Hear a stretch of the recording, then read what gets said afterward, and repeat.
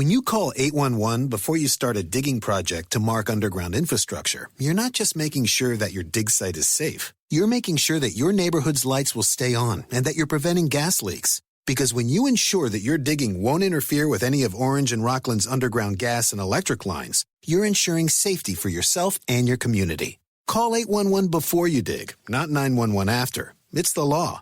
Learn more at oru.com/811. Orange and Rockland. Everything matters. Hi, it's Jamie, Progressive #1, #2 employee. Leave a message at the... Hey, Jamie, it's me, Jamie. This is your daily pep talk. I know it's been rough going ever since people found out about your a cappella group, Mad Harmony, but you will bounce back. I mean, you're the guy always helping people find coverage options with the Name Your Price tool. It should be you giving me the pep talk. Now get out there, hit that high note, and take Mad Harmony all the way to nationals this year! Sorry, it's pitchy. Progressive Casualty Insurance Company and Affiliates. Price and coverage match limited by state law. Last time on This Week in Geek, Vegeta had his sights squarely upon Mike the Birdman Dodd. Can Maximum Nerdosity win against the Prince of All Saiyans? Find out at thisweekingeek.net. How disrupts my coronation! Everyone has been destroyed because of this freak! I won't allow it! These babies just saved this lame fest party!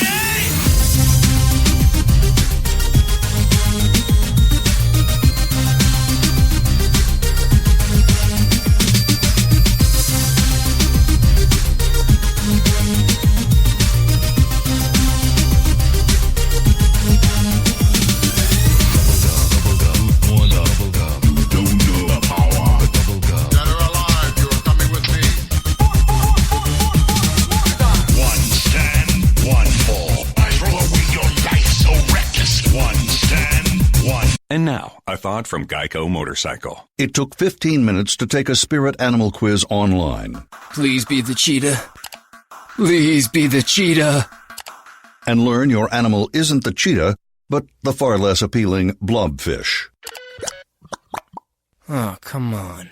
To add insult to injury, you could have used those 15 blobfish minutes to switch your motorcycle insurance to Geico. Geico. 15 minutes could save you 15% or more on motorcycle insurance.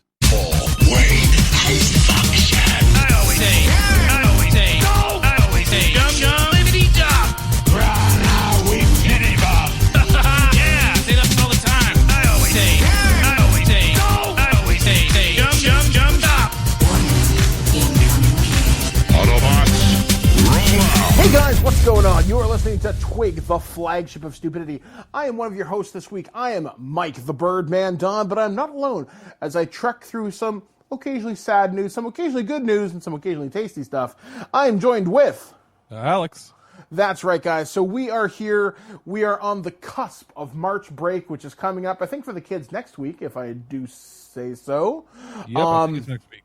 I think it's next week. We are not recording local this week, mostly because we're actually finding Discord's actually working a lot better for us, surprisingly in terms of quality. So hopefully the winter will fuck right off at some point and we can record more of these local. But I do enjoy the Discord, although I'm used to looking you in the face as you sit off to my right or looking across the room at Tristan, who is down with the plague again. He can't catch a break, and I mean, he really can't.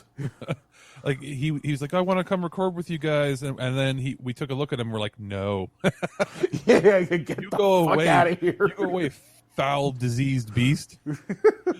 Poor guy. You know what I think I'm gonna do? I'm gonna print a picture of my face, and we're gonna tape it to the side of one of your chairs so that you can look at me every time I'm talking. Yeah, because right now I'm literally delivering the show to Ayla. I'm looking her in the face, and she's just looking at me like, "Why are you talking to me, human?" Wow. Ayla, are you a stupid cat? Yes, you are. So anyway, guys, we got a lot of stuff to talk about in the show. We actually are going to begin sort of a special thing over the next couple of weeks to next month and a half. Actually, our good friends over at Insight Editions, the guys who helped us cover the Fallout official cookbook, are sending us a bunch of stuff for Satan's Pantry. And we're going to be doing selections from the Elder Scrolls, the official cookbook, and then we're going to be doing stuff from the WWE cookbook. So we may be, I don't know, making Rusev Machka macaroni or something. Fuck, I don't know. But that should be a lot of fun. Macaroni. Yes, or I wonder if Lana's... ever going to get his ice cream bars or something. Oh my god. Yeah, right, like he's going to be in the back. I'm trying to think of what else we're going to be talking about on this show. We got a lot of stuff coming around from the world of entertainment. Some of this news broke today.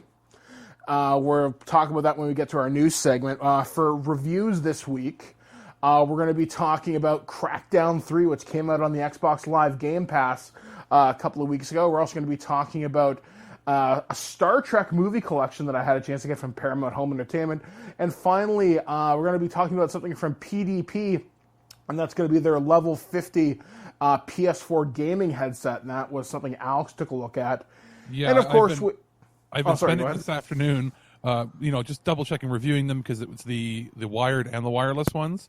So in going through it, I was playing like all these different types of music to sort of get a feel for it, and I ended up playing a bunch of classical music because I figured that's the best range. And then it got me thinking about my grandpa and how he used to listen to it, and then I was crying like a little bitch for like 3 hours. I'm not even kidding. I was just like, oh, the music's so beautiful and I miss Grandpa. So then I had to play some Anthem and kill a bunch of things so I stopped crying. Wow. All right. So we got a lot of good we got a lot of good stuff coming up on the show this week. I'm trying to think, as we usually talk about what we've been up to over the last couple of weeks. I myself have been working with Terrible Warriors. As you guys know, I do the Cambridge Chronicles, which is sort of the side project of Terrible Warriors, but I've been running something for their Patreon, which is their tip games, where people can pay to join a monthly game run by me or Justin, which is typically, could be Masks, it could be D&D, it could be any number of different games and or properties. And I ran Ravenloft for them last week, and it went tremendously well. I want to say I actually had a couple of my players on the cusp of crying, because we had this really emotional moment at the end, and literally Ravenloft is this dark, depressing, gothic setting, and now we're leading a rebellion against Strahd von Zarevich, and we have a Celestial on our side, so literally we have the power of God to fight against the dark powers of Ravenloft. And it should be really exciting when I get a chance to write the next part of the adventure, which I'm hopefully going to do after today's show. So if you want to find out more about that, you can go to patreon.com, type in Terrible Warriors. You can check that out. So maybe you can play a game with me if you're so inclined. As for an update on Cambridge Chronicles, it looks like we're going to be filling time during the spring. So we're going to spend the next few weeks recording a lot of material so we can just fill up the time when Terrible Warriors takes their annual break from recording stuff and what have you. So don't worry, the RPG content's coming. We just have to get it all recorded and edited, but we have grand plans. So speaking of stuff that's going to be coming up on the show, I'm going to be reviewing some games from R. Talsorian. I'm going to be looking at Castle Falkenstein, Mechton, and Teenagers from Outer Space, hopefully over the course of the next month. And or so, just so we might be playing these games on the show at some point, maybe even do a one-off session for Cambridge Chronicles as a special.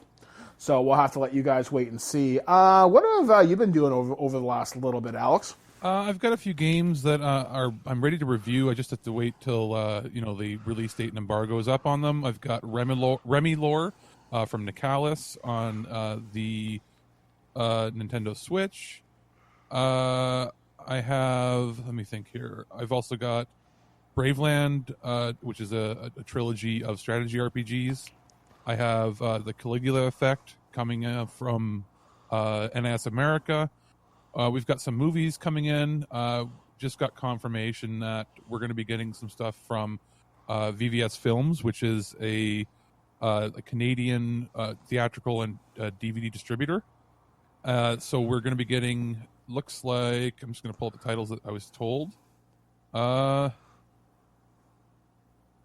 going to be getting a movie called Welcome Home, 211, which is, I believe, a Nicolas Cage movie. The Con is on, and Dragged Across Concrete. Dragged Across Concrete, I believe that's... Who is in that? Dragged Across Concrete. I know I've heard the title. I think I saw a preview for it on a trailer. And they're a company that releases a lot of, like in the 90s, it would have been direct-to-video stuff, like action movies. What they do is they do limited theatrical runs, and then they also do, it's a Mel Gibson, Vince Vaughn movie. That's such a strange combination. With Michael J. White in it, too. And Don Johnson. You know what? Yes. I'm down for that. Yeah, as they come out, we'll be getting those for review. Fantastic. Speaking of stuff, I just got at the door a few minutes ago. Next week, I'll have my review of Creed 2, which is the sequel to Creed from, I think, last year or the year before last. Either way, it was friggin' fantastic. Oh, yeah. And then I also have Fantastic Beasts. I think it's called The Crimes of Grindelwald. So I got to go back and watch the first Fantastic Beasts before I can review this one. So that'll be a date night for me and Blair. So looking forward to that. And then anyway... And then you and Mr. Christopher also have the Xbox PDP headsets to review. Yes, which I had a chance to play around with one of those yesterday. I did it with Rock Band. I'm going to do a few more Rock Band songs as I'm testing the dynamic range of it. But so far, thumbs up, gotta say. And that's the thing, because it gives us you have a different perspective on it than I do. I'm going at it more from a music, like listening and like movie, whereas you're going at it from a performance angle. Performance angle, like how does it work with, because you love those rhythm games. Mm-hmm, exactly. So I'll be doing that with a lot of online stuff. Hopefully I'll get a squad for Apex Legends, who isn't complete dirtbags, and we'll play around with that. So anyway, guys, we've got a lot of cool stuff on the show, but without any further ado, let's throw things over to myself, and this is my review of Crackdown 3 on the Xbox One. We'll be back, guys, right after this, and big thanks to our sponsor of LibrisArcana.com. We are looking at Crackdown 3, coming to us from Sumo Digital and Xbox Game Studios. Crackdown 3, what can I say about this game that pretty much you don't already know? This is a game that's been in development for many, many, many years, and that should mean we should all be really excited for it. It's got Terry Crews, it's jumping around doing superhero nutso stuff in a big neon flashy city. It should be awesome, right?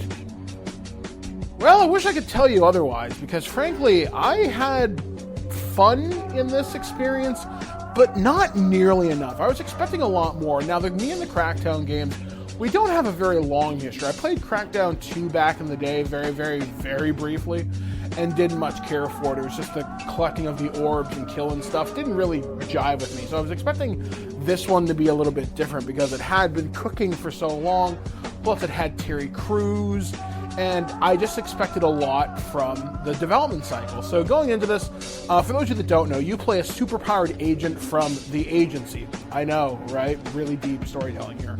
But anyway, you're sent to this city that's been taken over by this corporation, and it's up to you to help the city's rebels basically free the city from oppression. But at the same time, you have to regain your superpowers, which have been lost because you've been rebuilt because you died. You died in the beginning of the game. And the story doesn't get too much deeper than that. Terry Crews does show up, tells you you're the ultimate badass motherfucker and all this crap. And the gameplay itself is okay. I mean, once you get going and you start unlocking some of your powers, because you basically unlock them by doing them, there's still orb collecting and stuff like that. I primarily focused on guns because guns is my jam, and finding agility orbs. But you'll do different activities. Some of the propaganda towers you can take down are basically like platform puzzles.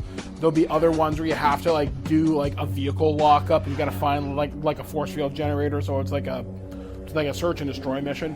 And you're also trying to take down these lieutenants that control different parts of the city. One of the things you have to fight against is an AI that controls the train stations. So that was kind of fun, I found. But overall, I just found it was big, dumb, loud, but I wasn't thrilled. I mean, like I said, I had fun, but nothing that really kind of blew me away. And that's the most disappointing thing about Crackdown 3, is it's just okay.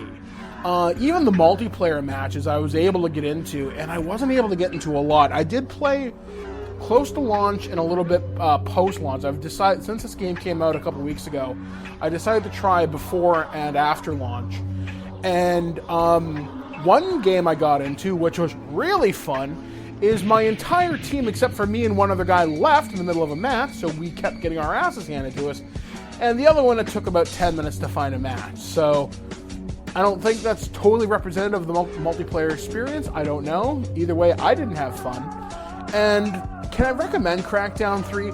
At this point, I'm going to say if you have Xbox Live Game Pass, it's probably worth it to play it there, for sure. I mean, if you've got the service already, why the hell not? There's a lot of really easy achievements to do, and you will get some dumb fun out of this game. You can beat it in like a day if like you're really dedicated.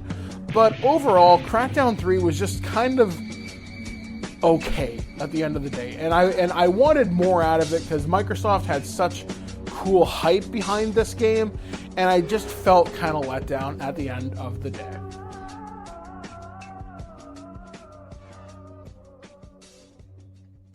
Need a new weapon in your battle against evil? Check out LibrisArcana.com for Canada's premier RPG dice subscription service. For only $7.97 Canadian with free shipping. You can get a new complete set of role-playing dice from D4s to D20s delivered straight to your door. Dice themes are new each month and can be anything your mind can imagine and beyond. Visit LibrisArcana.com and subscribe for only $7.97 Canadian with free shipping, and be prepared to open up new worlds of adventure. News on the march! And welcome back to This Week in Geek. And yeah, Crackdown 3. You know what? It's so weird. That game was advertised for years. And it's almost like Microsoft wasn't proud of it being released during February, because I didn't see a lot of hype leading up to it. I mean, it was almost like it was stealth released, which is kind of strange. I think they spent all their hype money over the last, 9 years.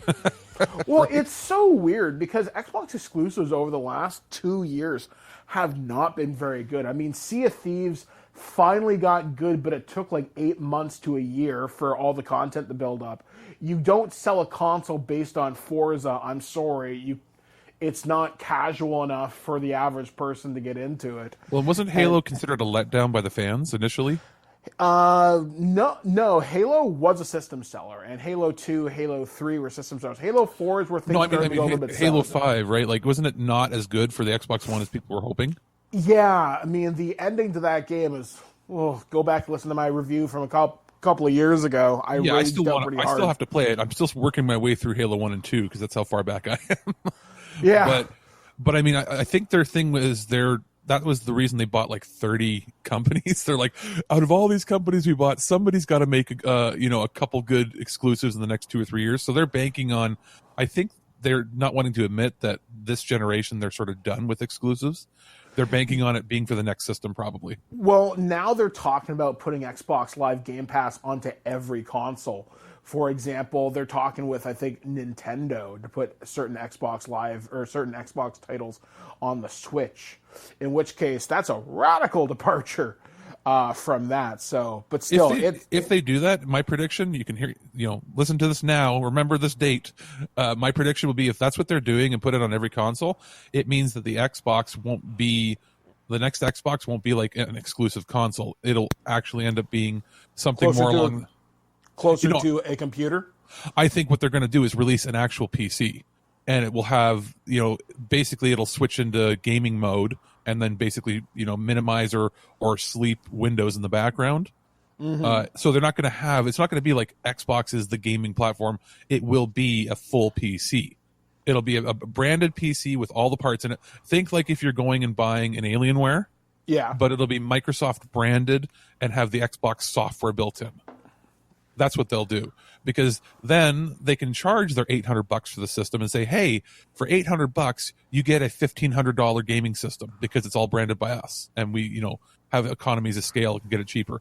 I would go that route and use it as my main PC. I think that's the only way they're going to be able to penetrate that market. And then the games are available on every platform, and then Sony still wins because they have their dedicated stuff. Nintendo still wins because they have their dedicated stuff, plus Microsoft wins because then they get their stuff on everybody's platform. Yeah, it's going to be an interesting gaming space, especially over the next year or two, because I know we're already talking about the successor to the Xbox. I think Google has some kind of a big announcement later on this month. Oh, hell yeah. And other platforms are starting to say, well, we want to enter the gaming space and whatnot. But we'll talk about that on a future It's not like I know prototype. about a secret thing Google's doing. I know nothing. I know nothing. And I know for sure that it doesn't work fantastically, right? Exactly. So moving on to the actual news you came here for this week, from the weird, the wacky, and the just plain news such as it is, we're going to start things off on kind of a heavy note because we're recording this show on March 4th, 2019. It has been announced that actor from Riverdale 90210 and Mortal Kombat, Defenders of the Realm, oddly enough, Luke Perry has passed away from a massive stroke. He suffered this a couple of days ago, and I think he was put into a medically induced coma, but his injuries were just not recoverable. The damage was too intensive, and he passed away at some point today. Gotta say, I'm surprised. I totally figured he'd come out of this. Well, and he was only 52. Yeah, I know, and I'm seeing a lot of people sharing their eulogies and their thoughts on his death online. Some of my friends are like, wow, I'm around his age. Maybe it's time to start taking things a little bit seriously. Other people are reflecting upon his career from 90210 and other things. Like I said, I know him mostly from Riverdale and the Mortal Kombat cartoon. Because I didn't watch a lot of 90210 growing up. I watched like maybe the first season. I knew his character's name was Dylan, and I think Brenda was his sister or something. No, and that's all I know. People used to make fun, like back then, because they said, oh, he's like 30, because he was like 26 playing a 18-year-old or 17-year-old. Yeah. But people don't realize, like, he wasn't as old as people thought he was, because he always looked older for his age. And then he ended up looking pretty good for his age now. Now, I was doing a little more research. He had a series of strokes over the last few years, but there were minor ones that, didn't make the public eye, but the family's revealed it now. So he had a history of this happening, and it was probably built up over time, and then he had a major stroke.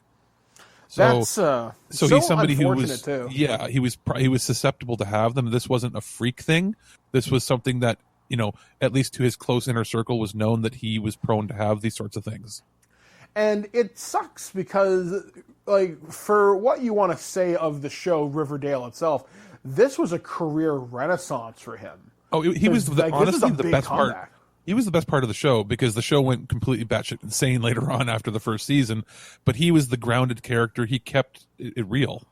Yeah, he like really did. I mean, I don't know. I mean, now as of today, they've suspended production on Riverdale to allow time for the staff and crew to grieve for their fallen friend. I wonder how this is going to affect the course of the show. Ultimately, they'll just write the character out. He probably has scenes already filmed, and it's not like television is unknown to write characters out off screen or just say he had a heart attack and he died and they do the funeral scene, blah, blah, blah. Well, and he was penned to guest star in that 6-episode summer miniseries of 90210. People were a little surprised. They thought, why isn't he going to be, this is before he was announced as having the stroke. Why isn't he going to be one of the main characters in the 90210 revival? And part of it was that they were saying his schedule with Riverdale, right? That he couldn't do it, but he could probably guest star. They were going to have him make an appearance in 1 or 2 of the episodes, maybe. Well, I wouldn't be surprised if they end up, dedicating the whole summer series to him. I was about to say, yeah, because that was our second story this week, and this is something you found, Alex, was that Fox has signed on to do a 90210 miniseries this summer. Now, in the wake of Luke Perry's death, how will that affect the script and the story? And you're probably right. They'll probably dedicate it to his memory, but I wonder if they'll base the entire series around his death. I think they're in the writing series, it was greenlit, right? But they don't necessarily have anything but the initial script. They're probably going to write around it, where in the first episode they're dealing with it. Mm-hmm. I don't know. It'll all depend on if they decide that he had died, let's say in canon earlier or something, and it's just, this is sort of picking up after, or is this going to be the catalyst that brings them together?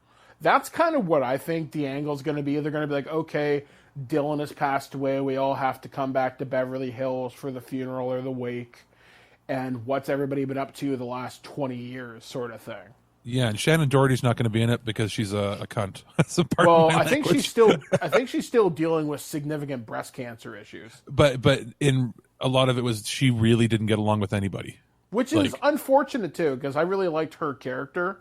Yeah. You know what's weird? I like a lot of the stuff she's in, but I know she's notoriously difficult to work with. And that's the thing, like, normally I wouldn't use a strong word that bad for her, but that's basically what people have described her as, anybody who's worked with her in the past. Yeah, because I know on Charm she didn't get along with a lot of people. She has a god complex, unfortunately. Which is so weird. I mean, you're an okay actress, but you're not fucking Lucille Ball. Or when I was like, I used to watch 90210 when I was like 6 or 7 because I was that weird kid that had no older siblings but still watched it. I don't remember any of it because it's so long ago. But I remember watching it, and I remember my dad referring to, he goes, "Are you watching the show with the girl that looks like she was hit with a shovel on one side of her face?" It's like, what? Because he goes, "It looks like somebody smashed her in the face with a shovel and it melted one side of her face down a little lower." And I was like, "Dad, that's mean." And then I couldn't unsee that ever since then. So hopefully this summer series will be a successful. Hopefully it'll be a fitting tribute to Luke Perry. Once again, Luke Perry has died at age 52. Moving on to a slightly darker story, if you can believe somehow we move on from death to something else entirely. THQ Nordic is a publishing company that's bought up a lot of IPs over the years. They've released a couple of really good games, like Darksiders 3 in the last year or so. They're basically the biggest game producer and publisher in Europe now. Yes. And this past week, they made a major boo-boo. They decided... You mean the biggest friggin' boo-boo they could make? Yeah, every so often the game industry commits an act so dumb it defies explanation. This would be one of the greatest acts of stupidity I've seen in quite some time. So they announced over their Twitter that they were going to hold an AMA, Ask Me Anything, on the image board known as 8chan. 8chan, for those of you that don't know, is a site that's been delisted by Google for potentially child pornography, neo-Nazism. It's not potential.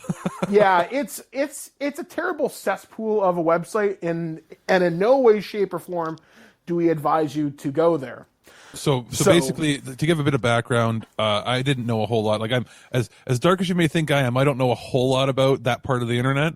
But I was reading more. Basically, it's an offshoot of 4chan, which was an offshoot of, I guess, 2chan initially, a Japanese website.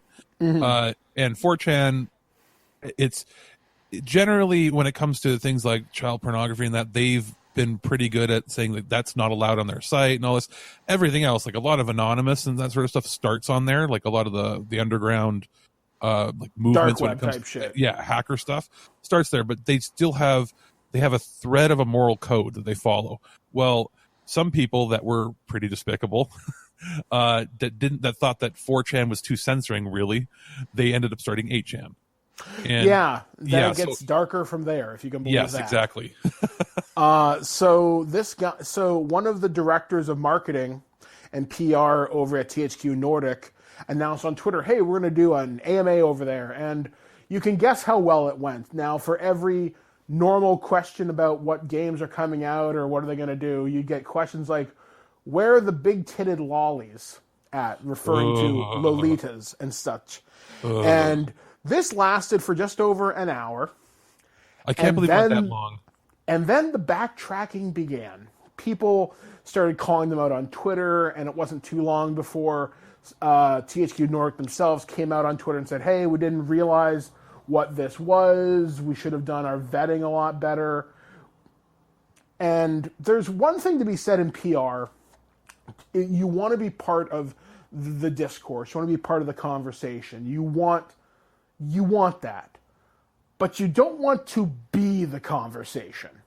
In this case, a simple Google search could have revealed that these guys are frankly bad motherfucking news, and you don't want to be associated with them in any form. You know what? They always say that, no PR is bad PR. All PR is good PR, right? Yeah, no. It is, until child pornography gets involved. Yeah, exactly. When you have to say literally that in your opening tweet, you've got a fucking problem. That's the thing. Like the Me Too stuff and all that is a pretty big deal, but you open up an entirely different can of worms when it comes to, even if it's just drawings or you know what I mean, like hentai stuff of underage people. It's the connotation that underage brings to it. There's nothing you can say that gets you out of that. Yeah, exactly. You don't come back from this, nor do you come back from this very, very, very easily. And they've been backtracking. They've gone radio silent in the past couple of days. There hasn't been a whole lot of activity out of that Twitter account. At least that was when I checked a couple days ago. Well, they're panicking. Like they obviously didn't have anybody in PR that understood what they were doing. Yeah, well, they wanted to be edgy for the sake of being edgy, and it fucking blew back in their face. Well, you want to be edgy for the sake of edgy. You know what? Like, it would be bad enough if they did it on 4chan. But yeah, even I mean, then, if you went on like 4chan, like random or something. Yeah, like if they went there, it would be like oh man, that's edgy. But they went to a place that's really like they're known like they have other forums and that there's other things on there. But when 99% of what you're known for is child porn and being delisted from the internet, where like you have to send a direct link to find it or type in the actual web address because Alexa has unranked them and taken them off of Google Analytics. Like, you're not. That's not good. Like, that's something that even like, remember when Postal came out the game? Yep. Way back. That's something they wouldn't have even done. No, exactly. I mean, it's something where the guy who was in charge of this, if he doesn't lose his job or resigns as a matter of principle, then that guy is done in the video game industry. I think his name, I can't remember his name off the top of my head. I really can't. But here's the thing. It's the argument. The only thing they have arguing back is because they're a deeply rooted like European, specifically like Eastern, Northern European company like THQ Nordic, there's a cultural difference where this to them is not as big of an issue as it is on the Western stage or even on like out East. Like and all that. It's not like the idea. Not that child porn isn't a big deal, but the culture shock. The culture shock. It's not the same. Like it's just they're always a little more open to this. They don't censor as much. There's just a lot. It's a very different thing. Like if you go into Germany and most parts of Europe and you go to like the newsstands, where you see like not the National Enquirer, but like Women's World and all these magazines, right? Almost all of them have topless women on the front. Yeah, like I remember it's normal to have like there's not as much of a stigma there. Also, it's a very different mentality they have.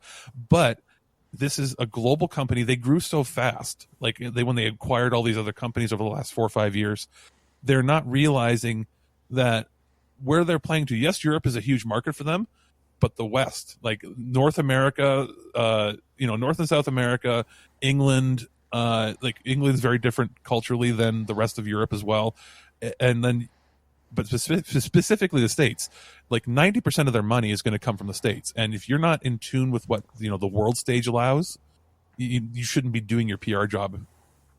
Pretty much. I mean, this guy dropped the ball hard. He's apologized repeatedly. I don't think there's much coming back from this, but you know what? You wanted people talking about THQ Nordic. Well, you certainly got that happening. They're going to have to go on some sort of goodwill thing and give away some free shit to people because otherwise they're done. Yeah. So moving on to my next story. This one's a little bit more up my alley and definitely a little bit more upbeat. But according to IGN, they were speaking to 343 Industries. They were talking to Bonnie Ross, who's the head of 343 Industries, and they're talking about Halo Infinite, which is essentially Halo 6, more or less. And they're calling it a spiritual reboot to the series, and that's how we talk about it. And they're talking about learning from moments from the Master Chief Collection, the multiplayer suite in Halo 4, which I enjoyed a lot. I will admit, I played a lot of Halo 4 multiplayer. The rec packs and the free maps from Halo 5 and their multiplayer mode, because Halo 5's multiplayer was actually fairly fun. I actually had a lot of fun with that. Fuck the story mode. And the studio has been keeping those moments in mind while crafting Halo Infinite. There has been a lot of introspective time to really reflect on what we have done at 343, where have we made mistakes, where we've hit it right, what does Halo mean to all of us, and that Halo Infinite reveal trailer we did is what Halo means to the studio. And I am wondering what this means in terms of the Halo story arc, because they have to pay off what happened in Halo 5. It has to happen. And despite, think of what you will, what happened at the end of Halo 5, it was kind of in my opinion, a punch in the face to the fans that grew up with these characters. Don't spoil it, because I'm too far behind. That's why I'm talking about it in very vague moments that I'm trying, but you've had almost 20 years. I'm a new Xbox guy. You know that. This is true. You know what? We're just gonna have to sit down this summer and just play through the games on like casual. I think that's going to be our challenge then this year, because last year we didn't get through all the stuff we wanted to do over the summer. You and I sitting down on like the casual easy mode and playing it together. I think that should be our goal. I'd have to go for a little bit more intensity, probably like.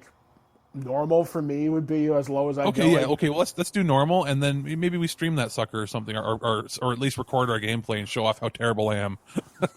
Oh Lord. But yeah, I don't know what this means for the fate of the franchise, because for me, the multiplayer with Halo has never been a problem. Yeah, there's been some problems with weapon balancing occasionally, but to me, it's the story, and the Halo story has always been about the Covenant and the Flood, and they paid that off in Halo 3. You finished it, you finished the fight, so to speak.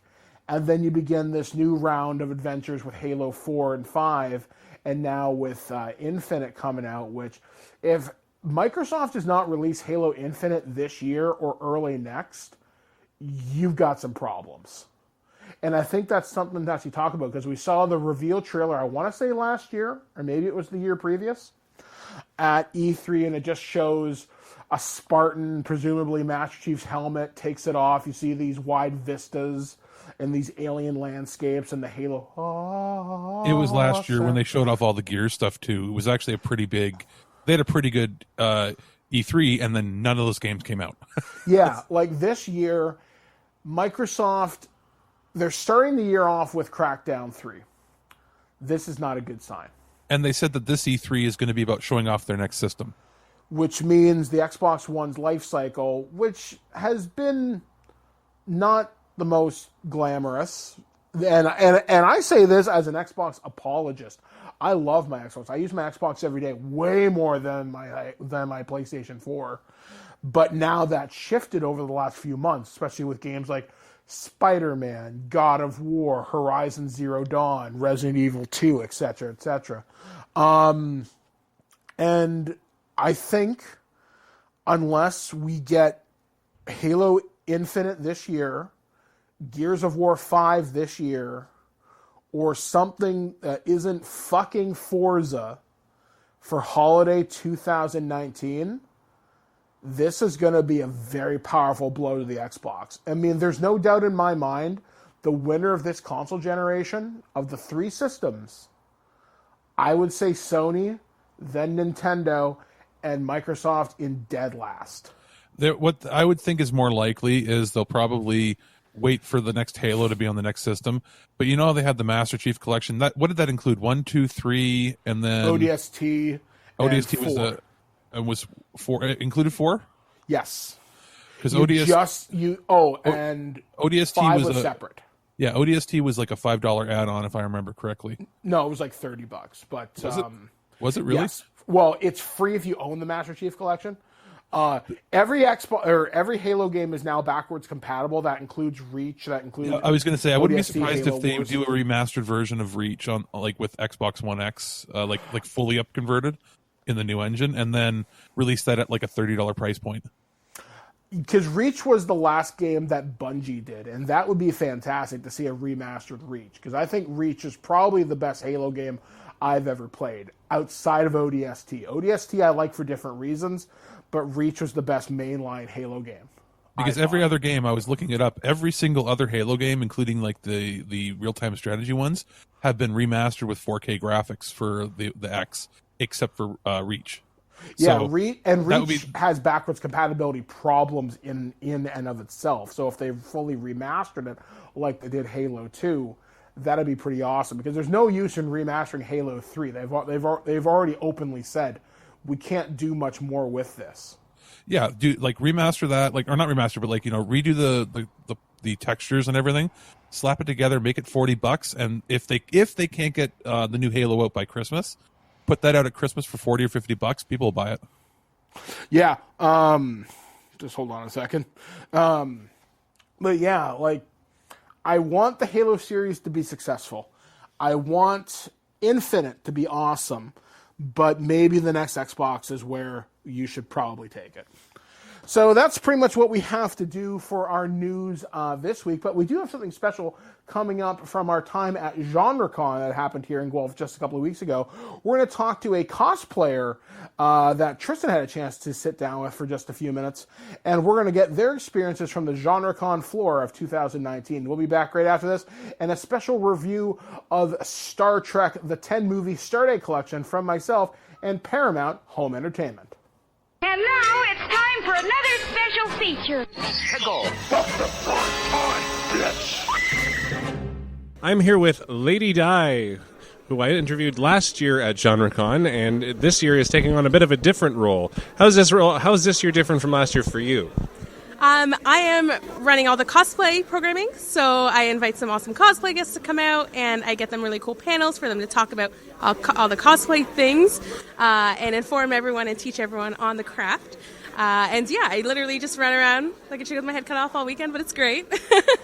It's kind of any convention goer is going to be moving around a lot, but when you're kind of running the thing, it's a different sort of experience. Last year you were in costume, you were still running around a lot, you ran some panels. This year you're not running any panels because you're too busy running the entire show, basically.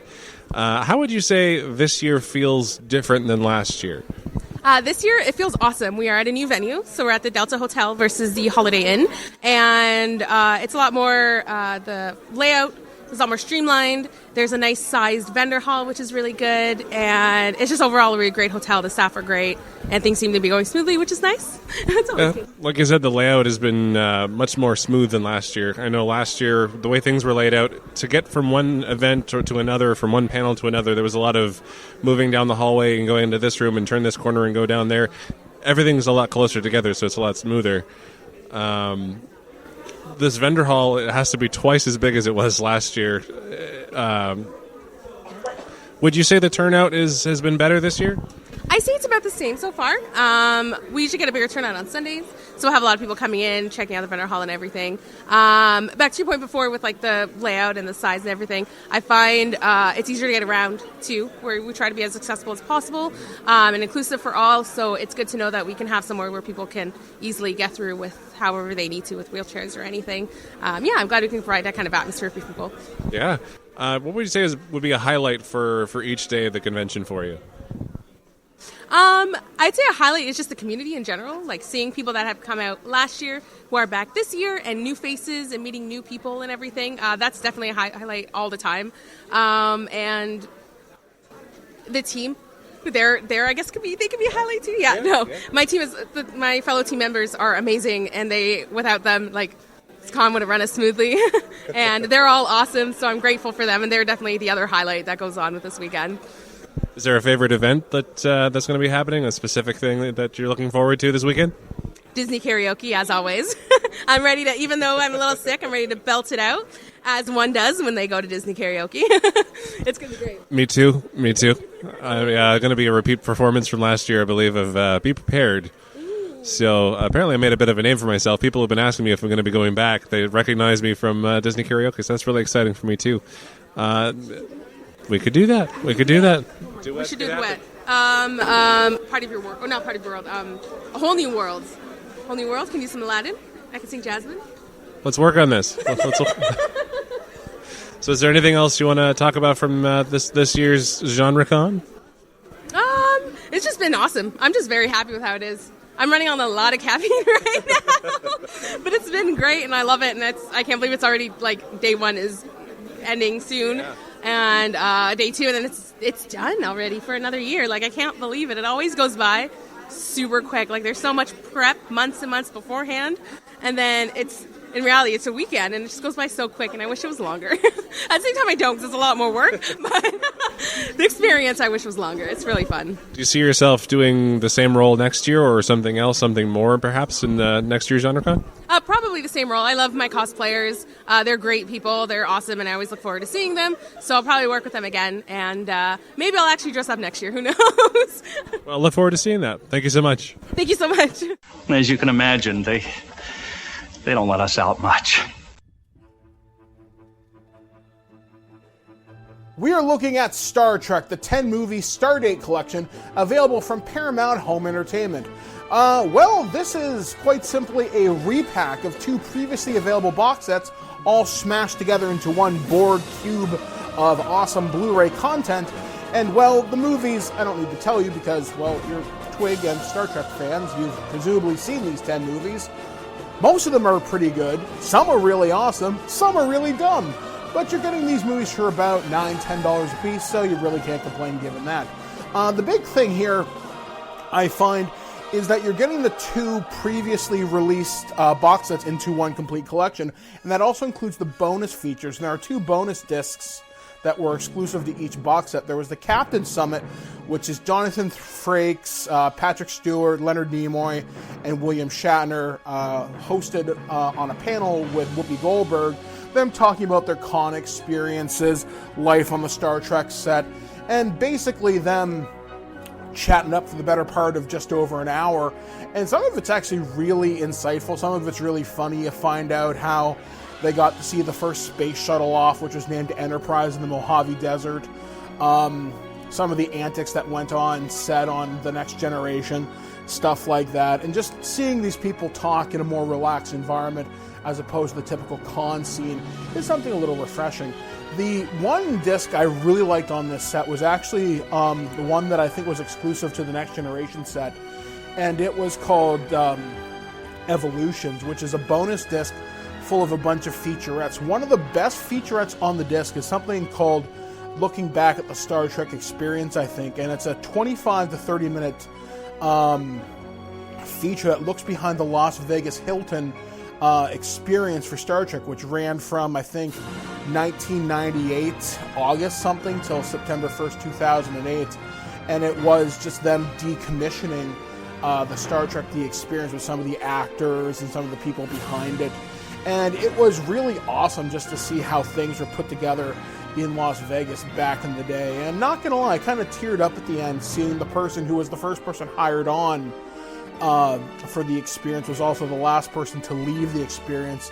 And as they say during the documentary, as par with maritime tradition, she was given the United Federation of Planets flag to hold in safety should she ever embark again.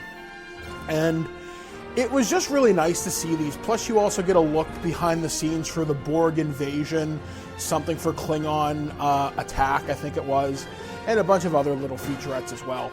So overall, is this box set worth your hard-earned money? I'm going to say yes. If you don't own any of the Star Trek movies and have been kind of holding out for the Ultimate Collection, then this is probably going to do it. The only thing it doesn't include are the J.J. Abrams movies, which, for better or for worse, I'm kind of glad they don't.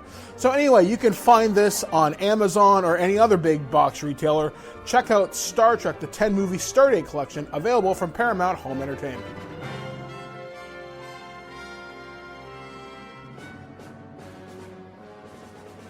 What makes you qualified to be a reporter? I'm willing to violate anyone's privacy for my personal gain and then claim with a straight face that the public has a right to know. By the hand of Zeus, what manner of deviltry is this? I love fake alien poop day. And now it's time for all the weird and wacky. How do you usually introduce it, Michael? The weird, wacky, and strange world of the fucked up weird news, such as it is here on planet Earth. That is right.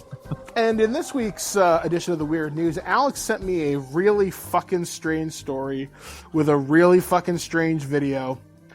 And basically, there's a company in Japan. I think it's called Modeling Studio 91. that they will make you a super photorealistic mask of your pet for about 300,000 yen, or about $2,700 USD. He has one based on a cat. There's one of a guy looking like a super fucked up ape. And you can get this service if you are so inclined. We were kind of joking about this off air. I could get a giant mask of my passed away cat Logan, or a giant Ayla mask, or Wiley. If you get Logan, you just terrify your other cats and they're very confused. I would love to wear this thing to conventions. Like, who's that? Wheelchair cat man! Well, if they're going to do that, I was thinking I would just get a realistic mask of you and wear it around at the conventions and pretend that I'm you.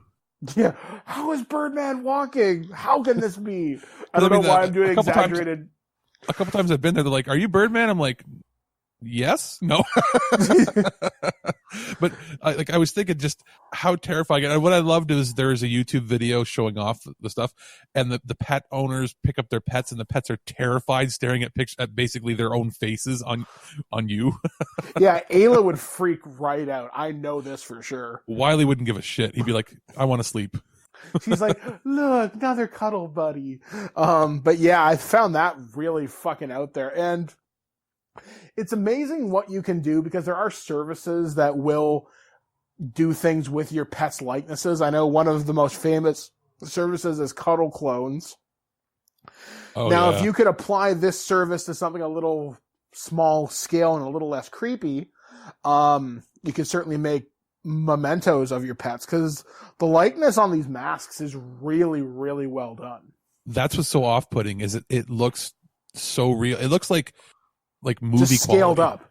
Yeah, it looks like Weta Workshop meets Stan Winston Studios like level of detail in these things. And like I said, it's fucking weird.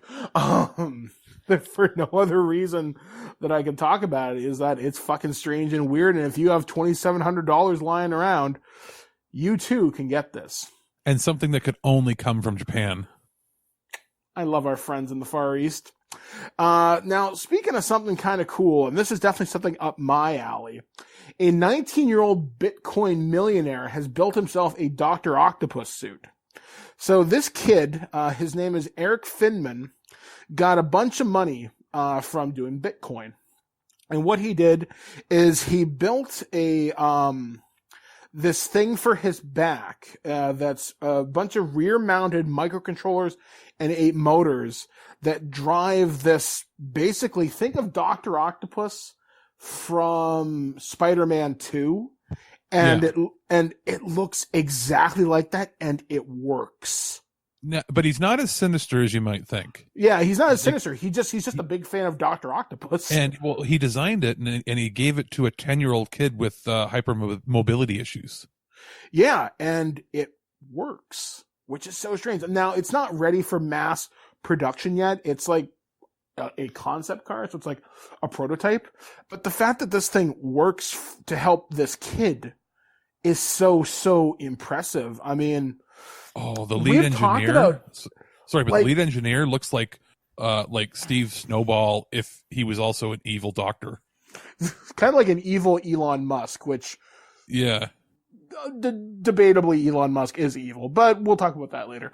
But yeah, I mean, it's kind of neat just to see how we're looking at comic books for inspiration for mobility assist technologies. I mean, there are exosuits in Japan which help people lift additional people, like kind of like PSWs. There's been experimentations in the U.S. military with exosuits to help people run longer or to carry more gear, basically to take the pressure off their joints, to make their backs and their assist in strength, stuff like that. I mean, and I know in the steel industry as well, for when they're helping put in the frames of houses with like steel girders and stuff, that it helps you not have to lift with your back or your legs. It just gives you a little bit extra support. Yeah, so it's neat how we're looking to sci-fi, and we're not exactly at the point where we're going to have advanced warfare style jet boosting movement or Titanfall jumping around buildings. But the fact that we're getting closer to the Dr. Octopus reality and this helping this kid out, I am fascinated with the possibilities this could mean to help other disabled people. And maybe cybernetics is the next true step, because I know there are bionic limbs. I know there was a kid a couple of weeks ago. I don't think we covered the story on Twig, but I had it in my possibilities to talk about for the show. A kid built his own bionic arm, and it works. Well, we're finally at that point where, through modeling on computers is getting cheaper to do, easier to do. 3D printing. 3D printing means you that as long as you've got about $500 for a decent 3D printer, you can prototype a lot of stuff, mostly in plastics, obviously at first. But between that, the automation that you can do using like Arduino and things like Raspberry Pi, single board computers, you can prototype pretty much anything in your house for less than $1,000. Yeah, and then eventually it opens up so many doors, because if you can show off that your prototype works, that gets big business interested. It gets people in the medical field interested. And it's going to be somebody from at home who's going to revolutionize some medical technology. Oh, absolutely. It really is. Like I said, this kid building the Dr. Octopus thing at only 19 years old, that's the innovation we need, not charging 130% increase on insulin. So correct. There's the real supervillain. Exactly. So moving on to our final weird news story this week. Man who bought $540 worth of cookies to save the Girl Scouts from cold weather turns out to be a major drug dealer. It wasn't weed, was it? Because he just might have been really hungry. So this guy spent over $500 of his own money when he spotted two Girl Scouts trying to get rid of their stock in about 1 degree Celsius weather. So it's freezing cold. So initially the guy approached the girls and he bought 7 boxes worth about $40 and told them to keep any change. However, he returned a couple minutes later and said, and I quote, "Pack up all your cookies. I'm taking them so y'all can get out of the cold." And then the mysterious Samaritan spent around $540 saving the Girl Scouts from a long evening in the Carolina chill. However, this looks like an act of a good dude, right? This guy should be pretty awesome.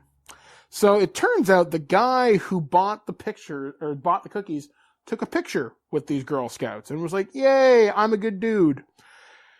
Turns out he was wanted on federal drug charges. Oh. So Detrick Fat McGowan, 46, was arrested in South Carolina.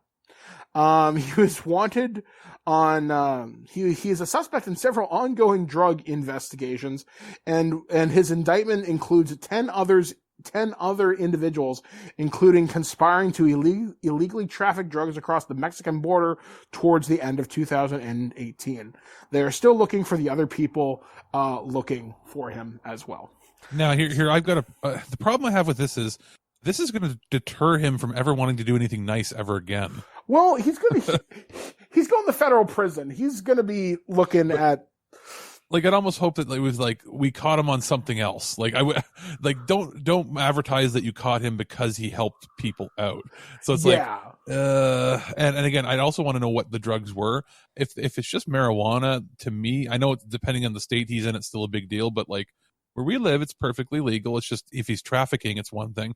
But if he's bringing in hard drugs, it's a different story. Yeah, exactly. I mean, it's a heartwarming story until you realize blank, which is unfortunate. Yeah, like if it's weed, I would think that he bought it all because he might have been doing something funny, like, buy a couple grams of weed, get a box of cookies.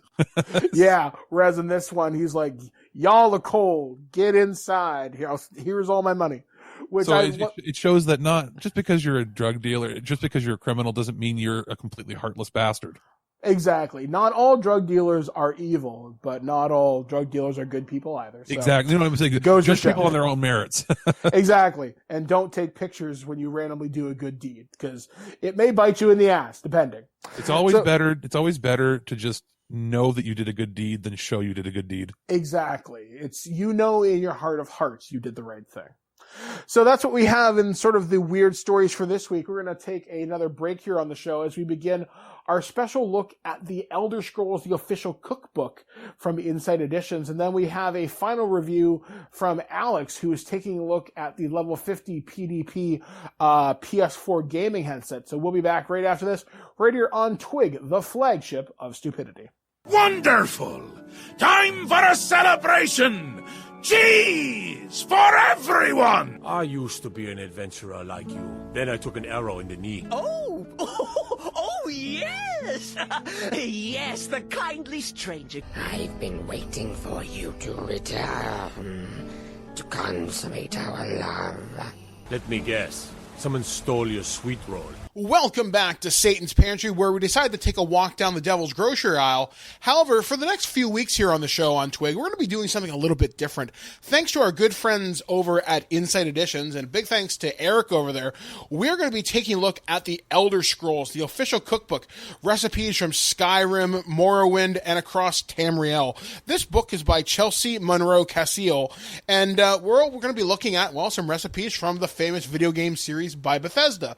Now, hopefully these recipes won't glitch out and we'll get stuck into the environment and these things won't suck. That's our high goal here. So over the next few weeks, we're going to try things that are more iconic from the game. So currently, we're going to be looking at sweet rolls in today's show, which is one of the most iconic desserts from Skyrim itself. Then the following week, we'll look at salt rice porridge. After that, we're going to look at, I think, a leek and cheese crostata. And then to finish off our Skyrim experience, we're going to try something that the cat people, the Khajiit, love to have, and that's the illegal drug skooma, which is a kind of a different kind of alcoholic drink. We're going to try that. But the cool thing about that one is it has to steep for a few weeks. So we're going to be making it literally right after we finish the show today. So I'm going to be joined with my co-host, Alex. Yes, I can't wait. And I'm also joined by my wife, Blair, who's been slaving away into the kitchens of Tamriel over the course of the day today, as we've made a bunch of these in advance, but we haven't made the skooma yet. So anyway, first things first, we're going to try the sweet roll. We're all going to take a bite, and then we will kind of let Blair talk about the cooking experience that she had making these. These look exactly like they do in the game. They've got this really nice kind of glaze on them. They're soft. They're kind of pillowy. They look like a giant donut. Yeah. Now, the cool thing is when I got the press kit for this game, this cookbook, they actually sent me the sweet roll molds for this. So these look remarkably on point to the actual video game itself. So without any further ado, let's try a bite. It looks light and fluffy. That's pretty good. Mm-hmm. It's kind of it reminds me. I'm trying to think of what it does remind me of. Kind of like a cinnamon roll, kind of like texture. It's like what it to me, like, being I got European background. They're almost like a German coffee cake, but half the weight. Like it's a lighter material mixed with lemon cake. And it's a yeasted dough. So I was very not confident about it whatsoever because yeast and me don't play nice. Oh dear. You walked into that one. This is why I don't record. But this actually turned out surprisingly well. To me, it tastes kind of like a sweeter dinner roll consistency, but more cakey. And I really enjoy the glaze because simply it's a mixture of cream cheese, butter, cream, and powdered sugar. So it's extremely tasty. It reminds me kind of like a thin down icing that you would have on a carrot cake. It does taste like it's like a coffee cake that you get at like a local diner. Yeah. I gotta say, this is something I'm definitely hoping you make more in the future. And the molds make a a size of cake that you could split in half with somebody else if you wanted to, but it's light enough that you could finish the whole thing without feeling like you're overstuffed.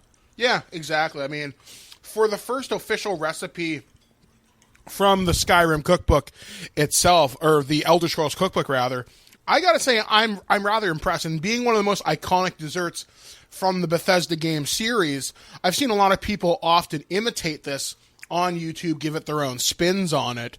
But if this is the official cookbook, then I gotta say we picked something rather tasty. So, and as far as if I were to, let's say, make a slight alteration myself, this would be good with a little bit of cinnamon in it. Yeah. And make it into a true coffee cake. Or maybe a few nuts or something in it too. Yeah, there's a lot of possibilities you could do absolutely. here. But overall, this is a fantastic addition to us here on Satan's Pantry and TWIG. So look for the official Elder Scrolls cookbook. You can find this on Amazon or pretty much any big box retailer later on this month. So we'll be back right here on TWIG. And this has been Satan's Pantry. And someone, for once, didn't steal my sweet roll. My pen is mightier than swords, it's the right choice. They call me MF Doom and I use my voice. With each rap my speech craft keeps stacking. If you could see the graph you'd actually be laughing. You'll never sound as fresh, I'm a rock star. I climbed the 7,000 steps to high Hrothgar.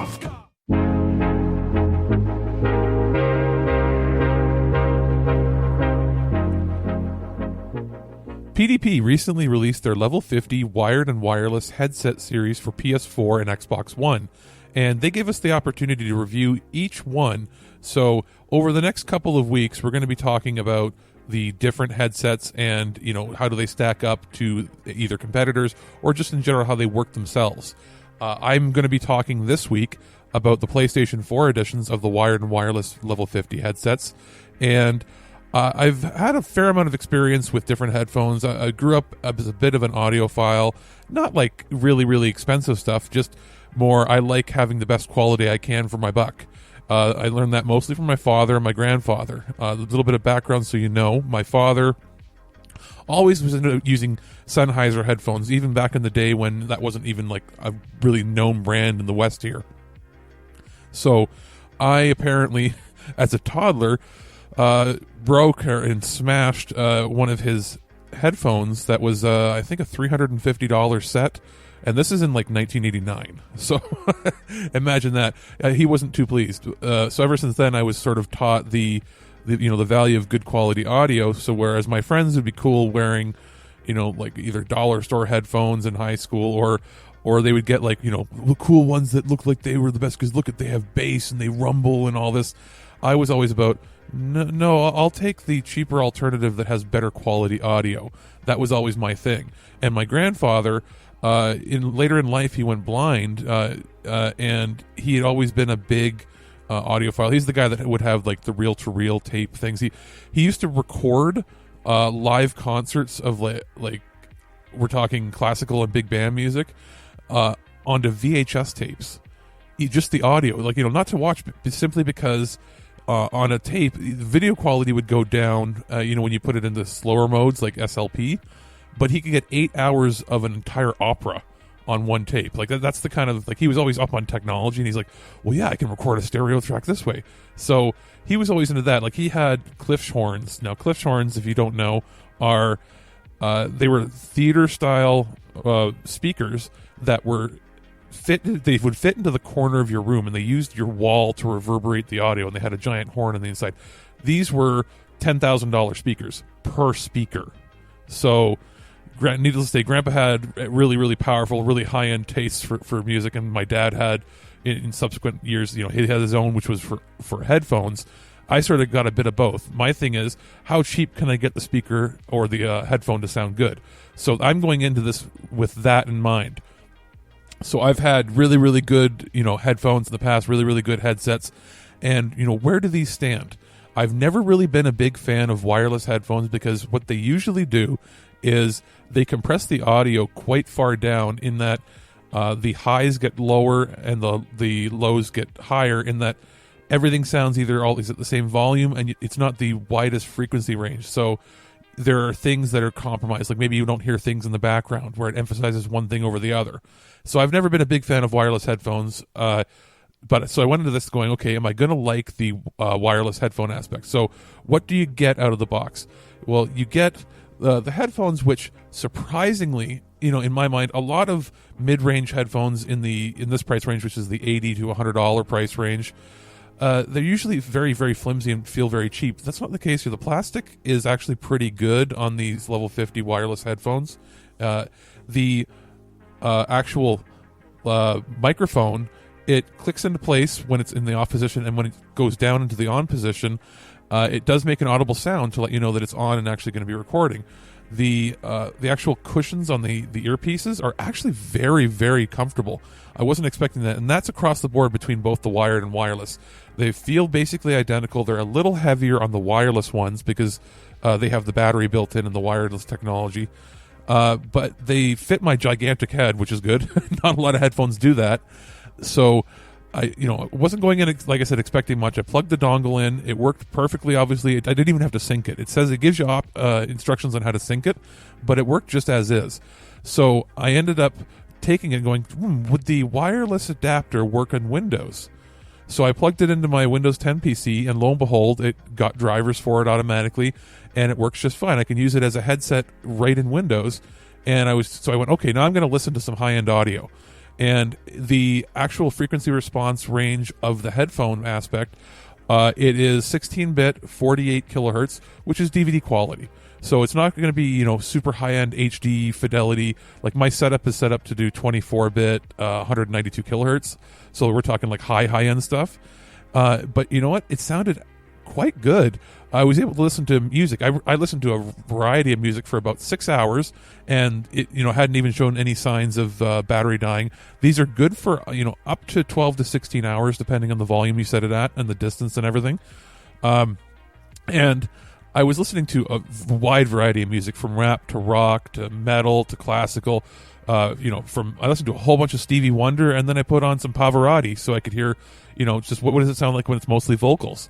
And I will say one thing, the bass is pretty good in this. It's not the deepest bass you're going to hear, and the highs, like I figured for wireless, are not the highest highs. The mid-range is where this shines. A lot of these headphones and headset adapters and everything have low quality mid where you barely hear anything. Now, what's the mid?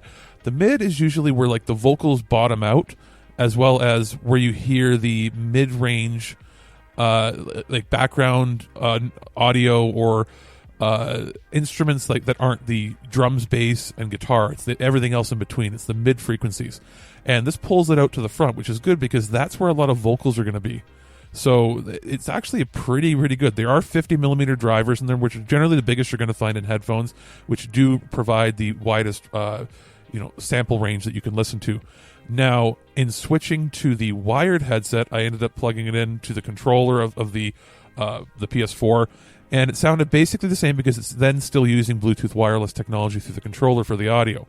So then I took a 10-foot adapter cable that I could plug into my receiver that would let me use the wired headphones as wired in my PC and anything else. And I found that they were just as good as my $200 headphones that I have that are attuned specifically for music.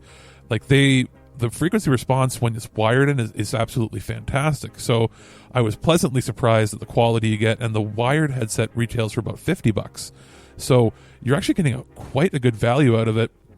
Like you can use them just for audio or just for watching movies. I watched a couple things. I caught up on some TV shows that I had recorded the night before, and I couldn't tell the difference while wearing either headset. Of watching basic TV, there wasn't anything that stood out. Music wise, it did sound better with the wired connection, and that's just simply because wired provides more frequency response range. So I did a little test. I took the wired headset that plugged it into my controller, and then plugged my controller using USB directly into my PS4, because with the PS4 Pro, when you do that, it actually stops it from broadcasting as an audio device as far as the Bluetooth audio. It then uses the wired connection to your PlayStation as long as you have the Slim or the PS4 Pro, and it uses it as a USB audio device, which basically gives it the exact same quality you would if you plugged it into a PC direct. And the audio quality got significantly better. So if you're, a big, stickler for audio being the best quality it can be, go with the wired headset and then plug it in directly as far as into your PlayStation, as long as you got a Slim or a PS4 or you want to use it on the PC. But if you're just like looking for something that's really easy, that has a long battery life, I would say definitely go with the wireless one. I'm happy with both, definitely. And I'm going to insert a little audio here right about now that is recorded using the wireless headset and the microphone built in, just to give you an idea of what the quality is going to be like. And then I'll come back and just try to talk a little bit more about it, and we'll go from there. For this part of the review, I wanted to actually use the headset microphone that comes on the PDP level 50, and just to give you, I wanted to give you an idea of the audio quality that comes with it. It's not something you're going to use, obviously, to do singing or anything, or do major voice recording if you're recording, in our case, a podcast or a live audio stream.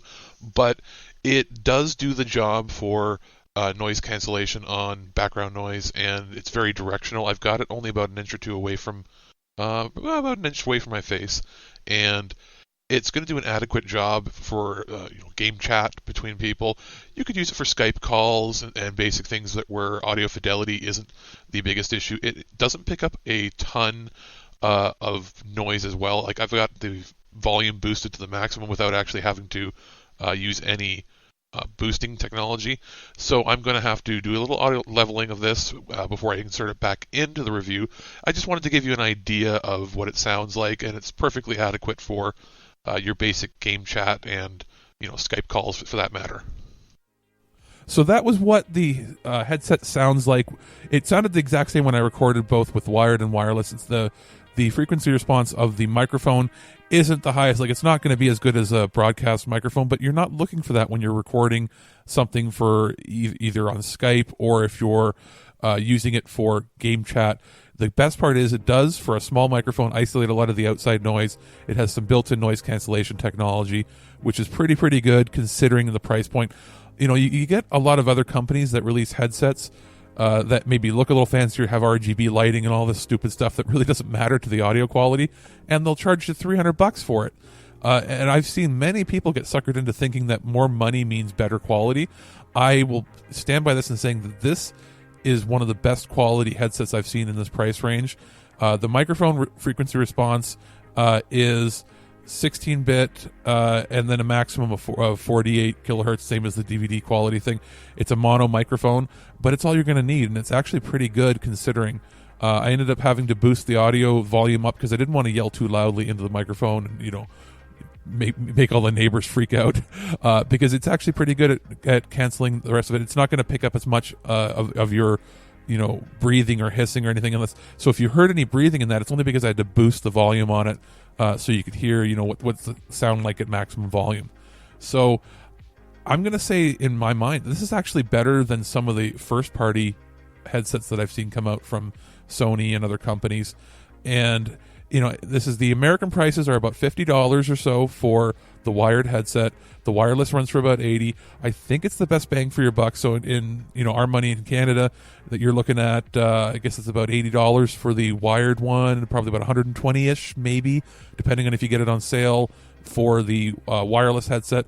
They're definitely worth it. I can't wait to hear what the Xbox One versions sound like, because I know that the difference there is they also have an inline chat option that you can switch between, emphasizing the volume on your chat or emphasizing the volume on your game. So that's the main difference that I've seen from the Xbox version versus the PS4 version. So we're going to hear from them in the next couple weeks, their experiences with those headsets.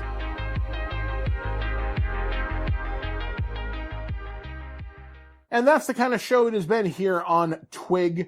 And once again, we do hope to have Mr. Christopher back on the show, as he has been sick over the last few weeks. Although, as a side note, we did send him home with a trio of goodies this week. We sent him home with a sweet roll, some of the salt rice porridge that we made, and a special treat that we can't necessarily talk about until the embargo is up.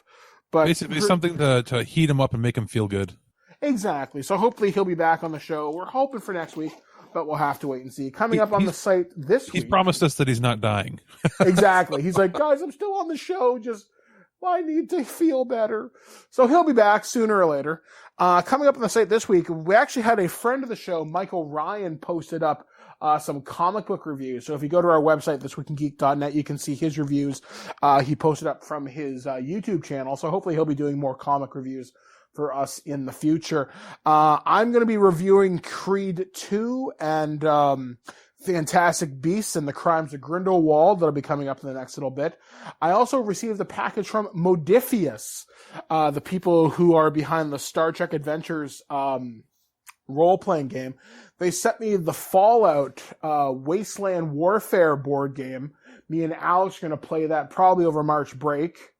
And then I have a review of Star Trek, the Adventures Science Division role-playing game supplement, which actually is surprisingly cool. They actually have an entire section based on the Q, which is really cool, and just temporal adventures you can run, which I found that to be really, really, really neat.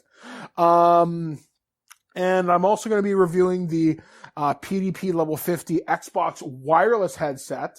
Like I said, initial impressions are thumbs up for that. And then I think next week I'll share my impressions of the new Power Rangers series, Beast Morphers. Someone uploaded it to YouTube and it got blocked, but I saw it before it got taken down. So fuck you, Hasbro. It's one of those issues where it's like, why is it available in every country but Canada? Why? It's so dumb. And Teletoon, especially you've got a cable package with like hundreds of channels and you still don't get it. Yeah, because Nick in Canada is hot garbage. Disney Channel in Canada sucks. And it's because of all the broadcasting rights that are split up between a million different networks. So I say, fuck you and yar. It's probably because of the Hasbro acquisition from Saban, because Saban had the deal with, what was it, Teletoon? I guess, but it's just such a pain in the fucking ass. But regardless, I will be sharing my impressions of the series. So far, I really like it. It's no RPM, but it has potential, which is what I like. So, Alex, what do you got coming? You got a Turd of Treasure coming up this week. Yeah, I'll be doing one this week, sometime in the next few days, because when some of the embargoes lift on the reviews that I have.